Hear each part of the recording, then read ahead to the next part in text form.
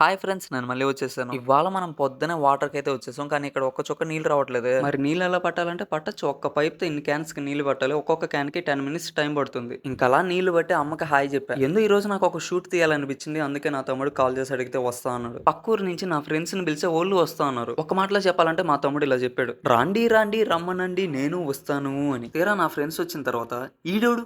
ఈ బేవర్స్ గాడెవడు?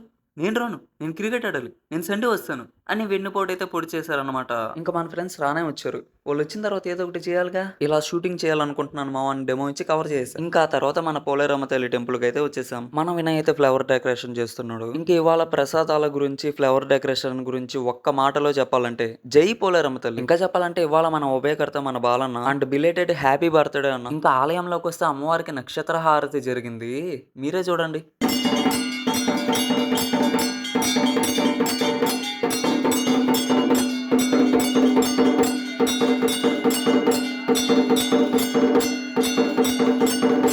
ఇంకా తర్వాత అమ్మవారికి పల్లకీ సేవ జరిగింది. నేను మళ్ళీ మళ్ళీ చెప్తున్నా డివోషనల్ యూత్ చాలా రేర్‌గా ఉంటారు. అలాంటి యూత్ మన ఊర్లోనే ఉన్నందుకు నేను చాలా హ్యాపీగా ఫీల్ అవుతున్నా. ఇంకపోతే మన ముఖ్యమైన ఘట్టం ప్రసాదం. ప్రసాదం తీసుకుందామని అలా వచ్చేసాననమాట. కానీ లైన్ చూస్తే చాలా పెద్దగా ఉంది. ఇంకెలాగబ్బా అని చూస్తే అనిల్ భాయ్ ఉన్నాడు. ఇంకా అలా అనిల్ భాయ్‌తో మాట్లాడుతూ ఉన్నట్టు లైన్‌లో దూరి ప్రసాదం అయితే తీసేసుకున్నాననమాట. ఇది మామ సంగతి నెక్స్ట్ వీడియోలో మళ్ళీ కలుద్దాం. జై పోలేరమ్మ తల్లి.